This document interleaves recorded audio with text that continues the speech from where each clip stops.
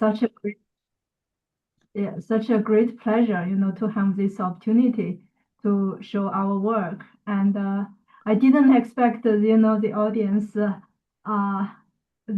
will have professor. I thought just students in Binghua and Mark's group. I'm so glad, to see some of you here. And okay, so let's show my screen. Is it okay? We don't see it yet. You don't see it? Aha. Okay, I know what to do.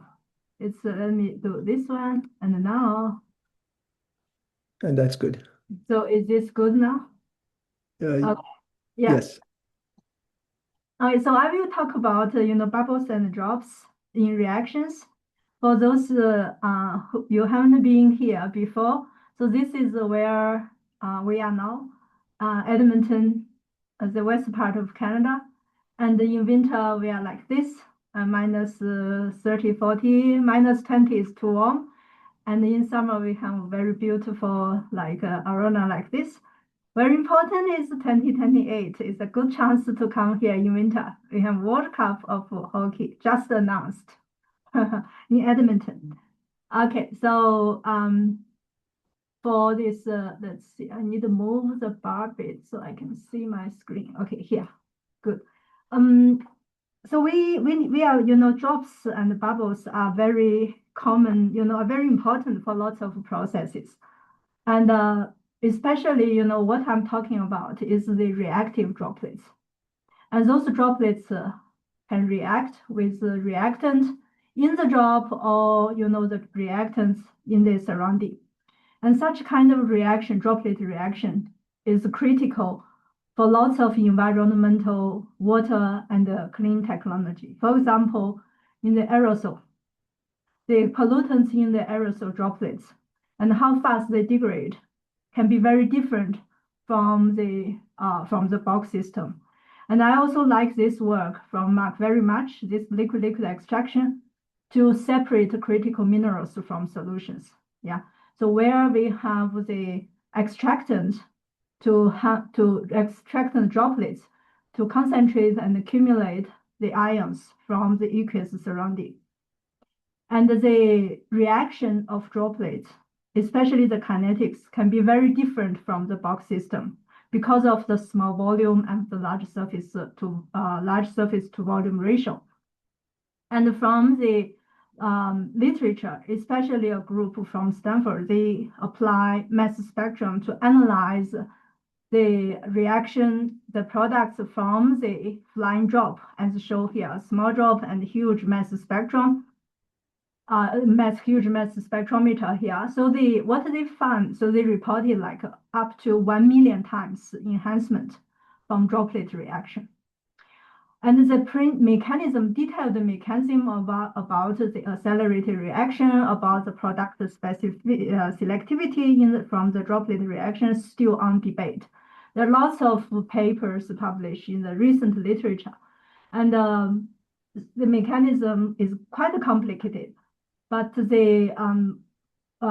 my talk will focus on this microscopic scale, and the recent review from our group have summarized this reaction droplets applications in clean water and energy. So let's see. Okay. So there's a reaction droplets that we study is on this is the liquid organic hydrogen carrier. And the bigger picture is we know hydrogen is very important and so on, get a lot of attention, but the storage and transport of hydrogen gas is very challenging because of the very low density.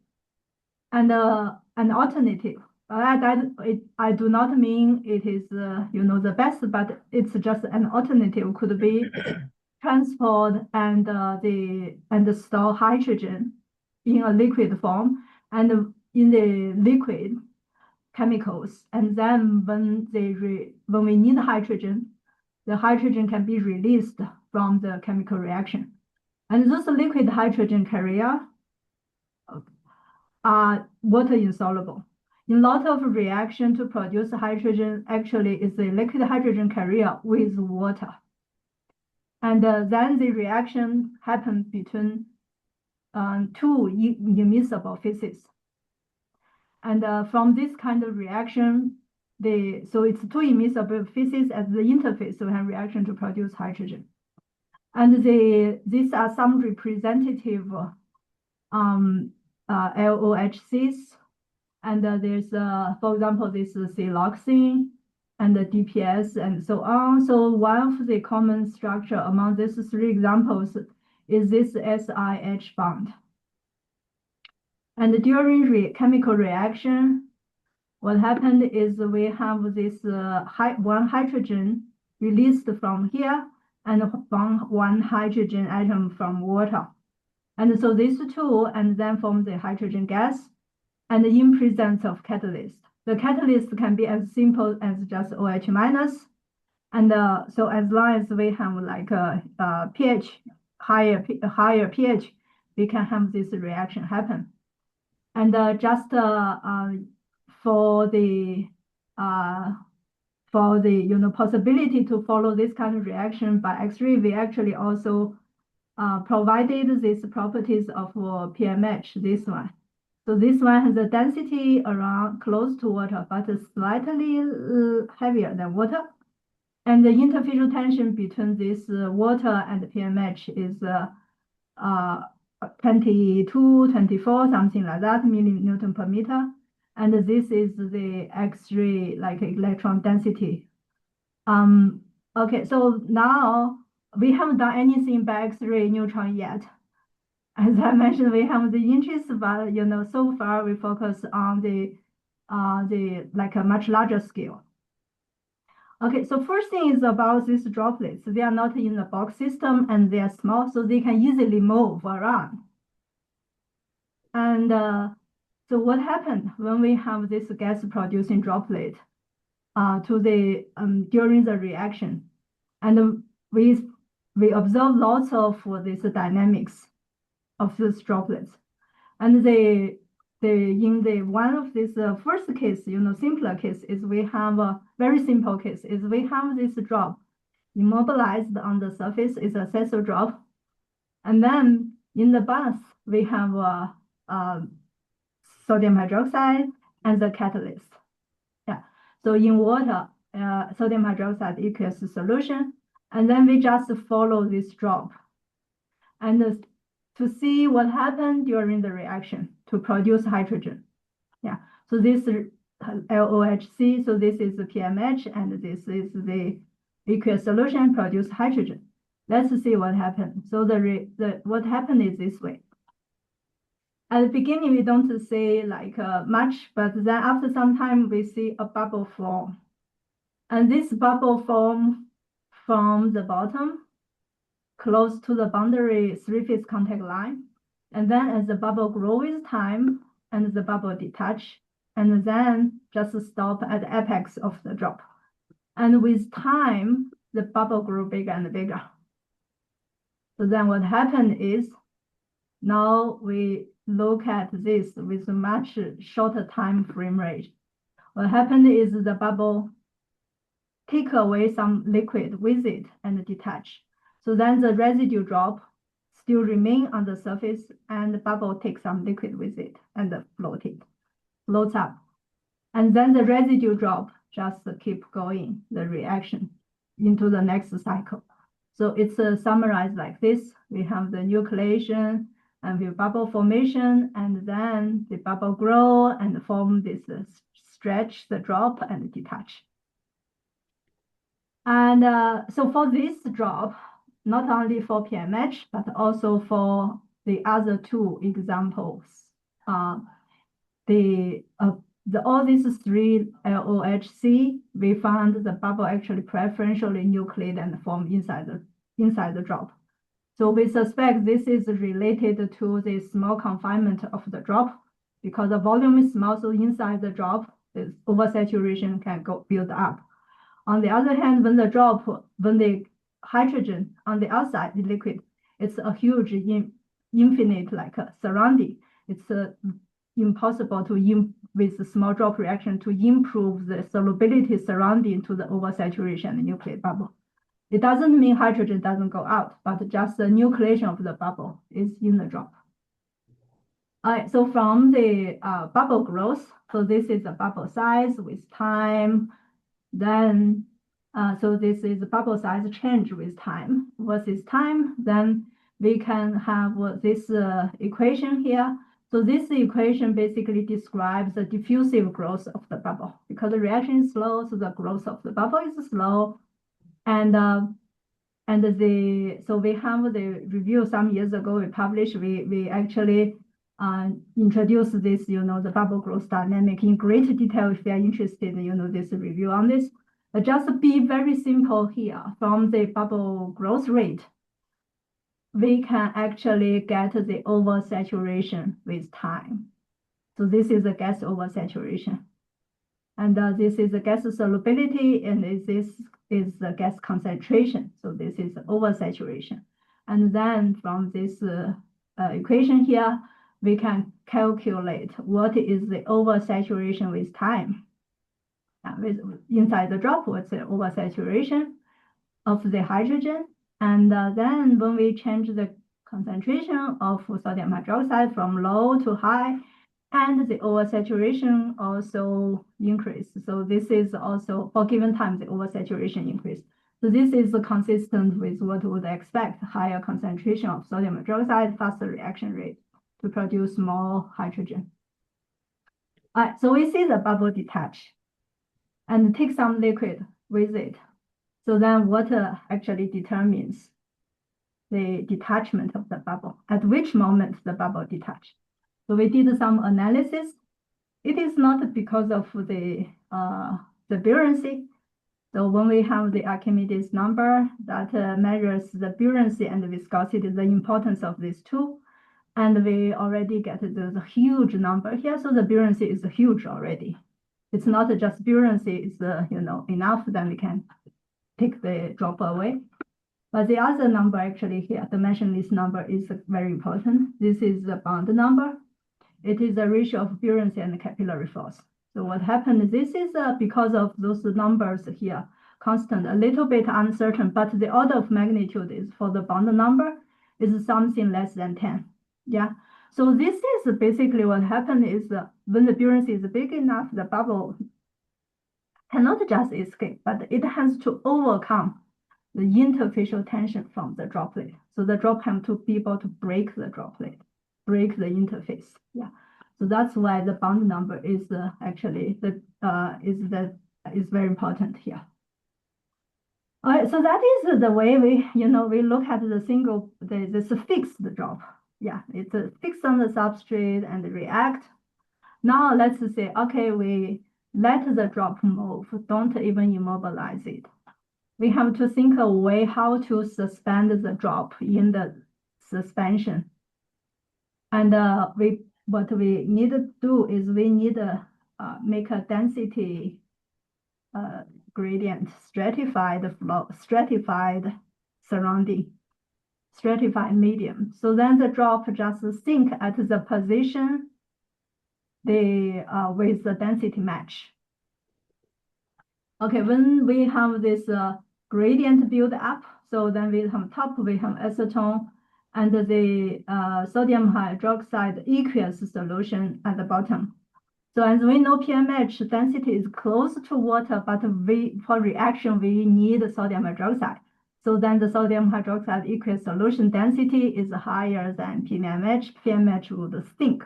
But then we put a little bit of acetone on the top, let it diffuse, build a concentration density gradient. And then the drop can just nicely sit in the liquid, not sinking, not floating. And now what happened is that we follow this drop and see what's happening during the reaction. Okay, so before I show you the result, just give you 2 seconds to think what may happen to this droplet. It's freestanding in the suspension and it is reacting, produce hydrogen. All right, so we say, okay, because hydrogen in the drop, the drop will rise. Okay, is that the full story? Okay, so what happened, before I tell you what happened to our system, I tell you a little bit in earlier work. In earlier work for the suspended drop in a stratified liquid, what we did is we just put an oil drop in the mixture, in the stratified medium of water and ethanol. Ethanol on the top, water at the bottom. And that oil drop, what happened is sitting here, and then with time it go up. There's no reaction to produce bubble, whatever. It go up, it goes up, and then goes down, and then just repeating the same process again and again.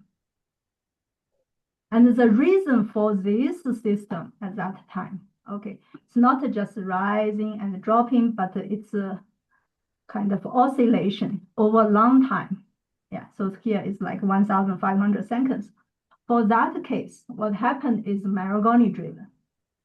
For the drop surface, so this is oil drop, and the concentration of ethanol is high here, is low here. So the interfacial tension at the bottom, okay, so in the bottom of the drop, the interfacial tension is high here and is low on the top. So it's low on the north and is high on the south. And then on the surface, there's a Maragoni flow. And then Maragoni flow, then there's also counterflow in the surrounding. Then what happened is with time, we build a buoyancy jet, and this drop will be pulled up. Okay, so this entire process is driven by the Maragoni flow. There's no bubble involved. But now, in our case, it's actually the opposite. So we do not have this Maragoni flow because in the control experiment, without a reaction, the same stratified flow, the same drop, without chemical reaction, the drop does not rise, does not do any oscillation. Okay, so what happens is the opposite. Here we have the reaction and form bubble, and the bubble is lighter and brings the drop up. And then after this bubble and drop rise to a certain level, the bubble is released. And then the drop sink. And this process can repeat for more than 25 minutes, almost half an hour. And then this just repeating like this. And meanwhile, the drop size is getting smaller and smaller. So this is this dotted line, and the drop and bubble trajectory is this black. So this all these specks. And when we zoom in, this is the shorter time and intermediate, and this is a later stage. And the velocity can go up very high, up to like 20 millimeter per second. And for micro object, in the liquid phase, this is very fast flow here, fast velocity here. Okay, so now we can also see as each cycle, the bubble size is also like growing and released, and then and then I think somebody is talking also. And then this is just for the bubble also repeating this cycle. Every peak is where the bubble is released. And we know this why the bubble is released, as I showed when in the first case. Why the bubble is released is because of this bond number. And the buoyancy is larger than the capillary force, so the bubble can escape.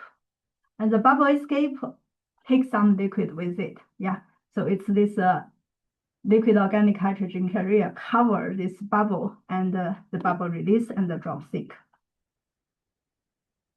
And then now we look at this. We can actually we can explain why we observe this. And first I can show is the induction time. Okay, so the induction time for each cycle is declining. And this also, if we pay attention to this oscillation, is actually in the earlier shorter like this is even clearer. So the frequency is getting higher and higher at a later stage, and the amplitude is also getting higher and higher. So why is this?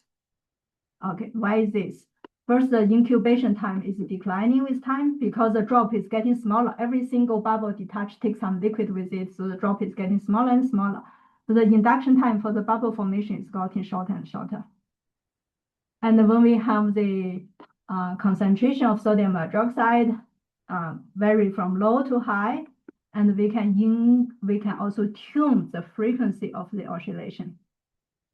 So higher sodium hydroxide concentration, faster reaction rate, so the frequency is higher, this jumping frequency, as also showing here. So this is high concentration, faster reaction. This is lower concentration and slower reaction. All right, so now I'm going to show you some analysis why we have such oscillation, what determines oscillation, what determines the position of the drop and the bubble at a certain time. And this is in a stratified flow. So this is the density profile of the medium that we measured. And the balance, so it's a simple force balance. And we have the bubble and the drop together. So we consider as this composite. Yeah, so it's equivalent radius. Is this radius of the drop? This is the radius of the bubble. Yeah, so this is our equivalent radius. And the force balance is the buoyancy that brings the composite up and the viscous drag. That's the Stokes equation. And for any this position at a given time, so zeta t is that direction. Yeah, so it's on the vertical direction. And zeta t with time over time is determined by this equation here. So it's the force balance. Yeah. So then for this force balance, what is important is we need to determine the equivalent radius of the composite. With that, then we can know the equivalent volume and also the density. Okay, so now comes to here. So to determine this equivalent radius of the composite, we need to know the bubble size with time. So the bubble size is determined by the reaction rate. And the reaction is happen at the drop surface. Yeah. So that is the area of the composite, drop bubble composite. Yeah, so this is the square here. And now we need a reaction rate, this alpha z. And this is the reaction of the, so this Cn is the concentration of the sodium hydroxide. And then at a given position, because sodium hydroxide concentration also change because it's stratified flow. So we have this is the reaction constant at a given position. Yeah, at the given position in the medium. Another thing here is the liquid is peeled off, yeah, from the drop. How much it is peeled off by the bubble. So this is in the cycle, the size change of the drop from cycle N and cycle N minus. And it's taken by the bubble, so the bubble surface area is covered by the drop. Then covered surface bubble leaves and takes this layer of liquid around it. So then we give a boundary layer thickness, and this is gamma is one of the fitting parameter. And so with all this together, we have three fitting parameters in gray. Okay, one is this alpha reaction rate, and the other is this position at a certain time. The reaction rate need to be modified, and then is one of this one here. So with these three fitting parameters, and this is what we get. The experimental data is the red line. Model gives us the blue one, and this is over like many minutes. So as you can see, the agreement is very well. And if we zoom in, we can see in a shorter time, this each cycle, and the later time, much later, and this is a fitting like this. Okay, considering this complex of the system and this kind of agreement, we are very happy with this kind of agreement. On top of that, this model can also describe the drop size change with time very well. So this is the comparison experimental and model. So what we also say, okay, the drop is just oscillating and so on. Where's the energy from? So the energy doesn't come from free. Yeah, it has to be from somewhere. And then what we look at the mechanical energy in each cycle and the chemical energy released from the reaction. Actually, the oscillating drop just consumes like the efficiency just consume like 1 out of 10 to power of 4, that kind of total energy released. So only like a tiny fraction of the chemical energy is sufficient to drive those kind of motion. And we also look at how much gas released to the bulk hydrogen released and how much the gas actually inside the bubble. What we found when the reaction is very fast at higher concentration of sodium hydroxide, and the ratio, lots of the gas is actually released to the bulk system, and the fraction of the gas inside the drop is less when we have reactions that are a slow reaction. All right, so from this, what we can see, what happened is the interfacial reaction produces the gas and gas from bubbles, and bubble influence the, can drive the motion of the drop, and that then go back. That also influence the next step. So what happened to this reaction rate and different position and so on, and each cycle. So this is kind of this schematic of the entire process. So this is the most complicated part. And there's also a little bit simpler system here. Instead of looking at a drop, we have LOHC infused into PDMS. Now we have a stable, not necessarily stable, so we have a reactive thin film layer on the glass substrate. And now what we can do is we can follow the reaction of this thin film by using this dual wavelength reflection interference contrast microscope. So basically confocal, of 2 different colors. And then we follow the fringes, and from the fringes change, then we can know what is this the change of the thickness of the film. We hoped to see the gas layer, but we were not able to see anything conclusive. But at least we can monitor the film change with time just from the fringes. For example, like here we have those fringes change with time, and then here is a bubble, and then we compare. This is a bubble here. We compare the fringes, the film thickness change in certain time outside of the and inside the bubble. Okay. So from here, this is the region under the bubble. This is the region outside of the bubble.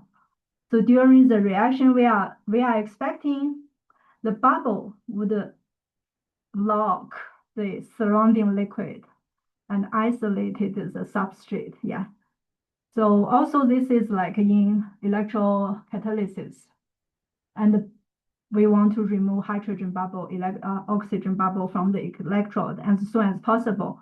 So the reaction, you don't need to apply too much over potential, and the electrolyte solution can be fully in contact with the electrode. Yeah, so that is electrolysis.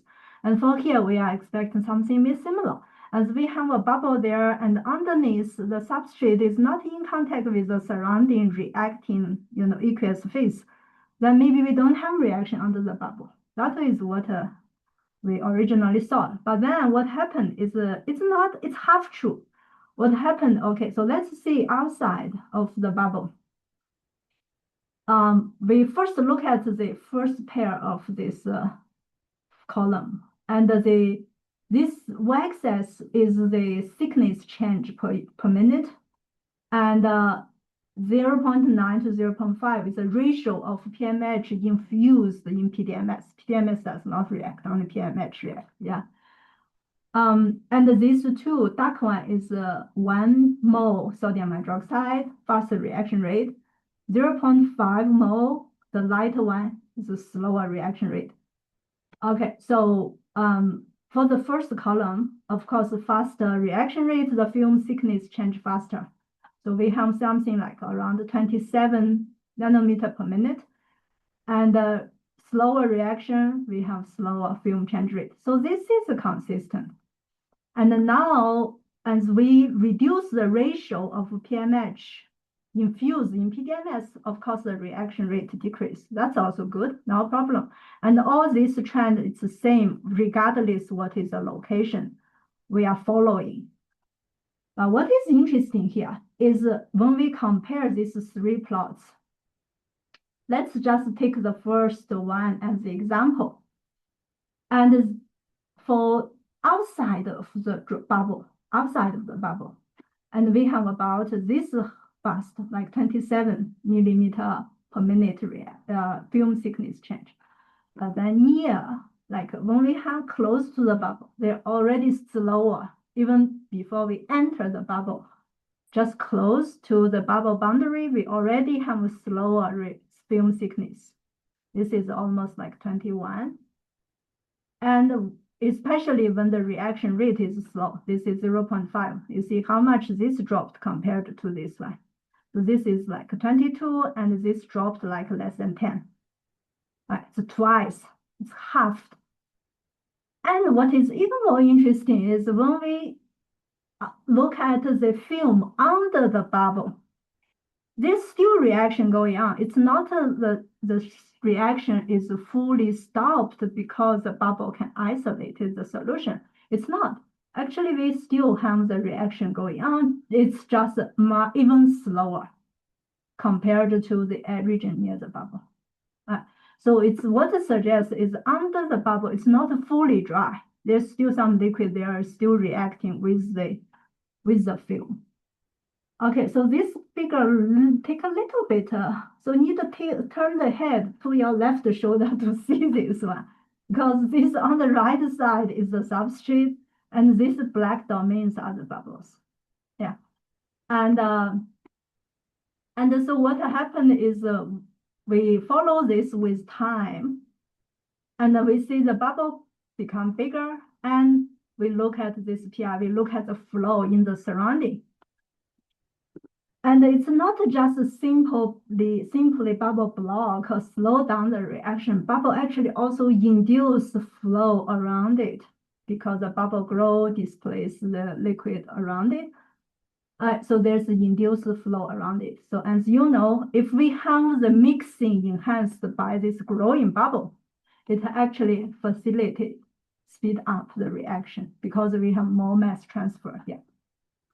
So this kind of flow we observe not only for this certain type of film and the concentration of sodium hydroxide, but when we change the action, we actually have seen this kind of induced flow in all cases. Okay, so with this is a film on the reactive film on the substrate. It's I think we can learn quite a bit about this, how the bubble gas produced from the surface reaction influence the reaction rate. I think this may be, also applied to electrolysis process and other like, gas producing reactions. And because of the time, I think I will skip this part, just very briefly on this part, very briefly. So what we do is we mix a non-reactive liquid into the drop to dilute LOHC, to dilute the reactive liquid. So you say, okay, in the box system, if we dilute our reactant, the reaction rate would be slower. But is this the same case when we have a droplet reaction? The answer is not necessarily true. Okay, so what happened, we use this simple setup to follow the single drop reaction. And I'm not talking about this MD thing. Okay, I'm just talking about this case. So when we change the concentration of non-reactive solvent, we also change the interfacial tension. So then we observe is from like a bubble in the drop to this bubble clusters, and then the bubble can even pop up from the drop, bubble on the tip of the drop. And what happened is when we look at the hydrogen production rate, this is like almost pure PMH. This is very low concentration. So this one has a higher production rate than this, which is understandable. But this one is giving us the highest, the mixture giving us the highest reaction rate. The reason, okay, the reason is indeed the concentration in PMH of PMH in the drop is reduced by dilution, but because a bubble form class like this, increasing the surface area of the drop. So this expanded surface area of those bubble cluster actually help giving us much faster reaction rate. Okay, so that mixing effect is not only for one type, but also for other type of liquid organic hydrogen carrier. And then with this, then we put into this fuel cell, and then what we can get the highest voltage from the mixture of the PDMS, PMH, and a non-reactive solvent. So mixing ratio like around 50 give us actually very high voltage. Okay, so with this, I think I will just very quickly go through this part a little bit. So this part is about the surface, from the surface droplet, and then look at the reaction of the surface droplet. Those droplets are very small. We call them nanodroplets. The nano is because the height, the maximum height of the drop is less than 1 micron, can be 50 to several hundred nanometer. The way to form it is by the solvent exchange. Solvent exchange is based on this kind of solubility diagram. So water, ethanol, oil, and ethanol is a co-solvent which is miscible with water and oil, but oil and water are immiscible. And the solvent exchange is like this. So we have a very narrow channel. It doesn't have to be fabricated by fabrication. Just need 2 pieces of glass slide and put them narrow, put them sandwich like this. Okay. So in the first solution, we have the oil in ethanol, and it's oil saturated ethanol, and then we replace with oil saturated water, and then oil nucleate at the bulk and also on the surface, and the bulk will just flow away, and the surface drop form on the substrate. It's from the nucleation and the growth of the oversaturated oil. The oversaturation with time at a given location is like a pulse. Yeah. Okay, so with this, and just show you a video how this process works. We have substrate put in here in a small chamber, a narrow chamber, solution A, rich in oil. Here is monomer. We just use one kind of monomer. And now we form nanodroplet array, and then we polymerize it. And then if we control the substrate, the chemical pattern, size, and arrangement, then we can have the droplet array follow the pattern, and then we can polymerize it and make all kinds of structures. So this is on the polymerizable monomer. And with this solvent exchange method, we can form not only oil ethnic monomer, we can form lots of liquid droplets, as long as we have these 3 liquid, a co-solvent, and then 2 solvents that are immiscible. And we have, these are just a sample, and some examples, and you can see I didn't list all of them. So if you want to form nanodroplets, look at this method, and as long as you find those kind of solution pair, then you can form this by the solvent exchange. And this bit, I already talked about this. If Binghua and Mark remember this in Hawaii conference. I think this is also very much related to Mark's paper in PNS. And so we form the droplets, and then in the droplets we have the pH indicator. And now we want to sense the acid in the aqueous solution. And the acid, as the organic acid, we have a different pKa for the acid and a different partition coefficient of the acid in the drop, and also in the aqueous phase. And these are the molecular structure of them. And now what we found, okay, so when we have we follow the time, how long it takes for the drop to change from this, it's a decoloration from blue to colorless. And of course, if we increase the concentration and increase concentration this way, increase concentration of acid, it takes much shorter time. Yeah. And also for the drop size, the smaller drop decolor very quickly compared to bigger drop. So this is in terms of the time. This is as expected, yeah. And then we did this for other acid. What is interesting here is even for the same concentration, this is pretty high concentration, even for the same concentration, and it takes different time. It takes different time for the drop to decolor. And what is even more obvious is when we reduce the concentration of acid in the surrounding. And as you can see, each line separate.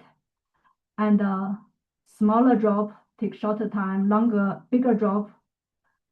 The most important is this slope for different acid is different. And what also amazing is when we have three kinds of acid. Okay, we have three kinds of acid. Not three kinds of acid. We have the mixture of acid, and then we have three kinds of mixture. Yeah, we change the ratio, we change whatever, but this mixture has the same pH. Okay, so if you measure the pH, they will give you the same reading. But these three acid mixtures shows very different decoloration time for droplet. And so why is this? So why is this? The reason is this way. Okay, so let's first look at the drop, the transfer of the drop into the drop. So it's just the certain, this is a certain concentration of analyte in the drop. With time, it is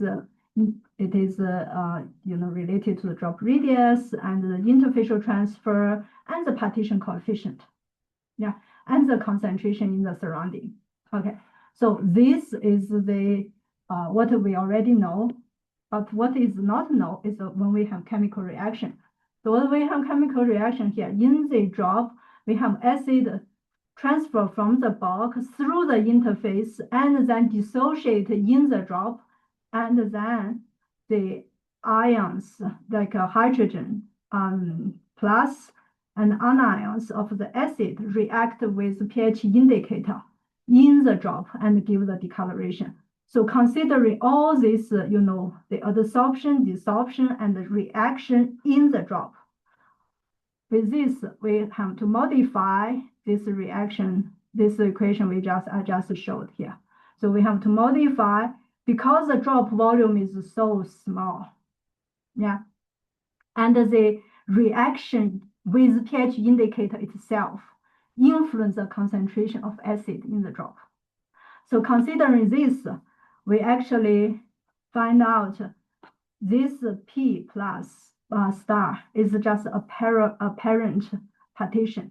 The real partition coefficient and the apparent partition coefficient, the largest can be as different as like 1 order of magnitude for some of the acid. Okay, so with this, I think just another demonstration is when we have the similar pH of the real alcohol, and like those multifungal, this kind of thing, then we can define even the holding time is 10 years or 30 years from this drop decoloration time, we can actually identify them. Okay, so I think with this, just very quickly go through those kind of reaction is not just for what I demonstrate, but the drop reaction can be very broad. For example, what I showed here is we can make the small surface droplet template is most of droplets and the precursor to make more complicated material. For example, like a MOF, for example, photocatalysts directly form on the substrate, and micro lens for enhanced photocatalysis or photolysis, even without using catalyst, and also for making some compound eyes, this kind of structure, and making the silver like on the surface enhanced Raman substrate, just by forming the droplet on the surface and react produce silver on the substrate directly. And those substrate does not have to be flat, can be flexible, for example, on the PDMS, and for the plant wearable, like detect the pesticides on the apple before we even pick up the apple, and also for the like a wearable sweat sensor. So I think with this, because of the time, I already take too much time. Okay, just to quickly summarize, I have shown here, I've shown you this self-propelling drop during hydrogen production, and also showed how the bubble can influence the reactive surfaces, reaction rate of the from the surface, and also showed the acid detection from the droplet reaction, and also droplet as precursor for fabricating a wide range of the surface functional surface structures. And so before I finish this, I would like to acknowledge all my collaborators and the students, hardworking students and postdocs. Some of them are online here, and also the funding agency to support those research. And with this, and I'd like to thank you very much for your attention. And if by any chance you come close to this part of the world, and I'll be very, very glad to see you in person. Yeah, so with this, and thank you very much. Yeah, thank you.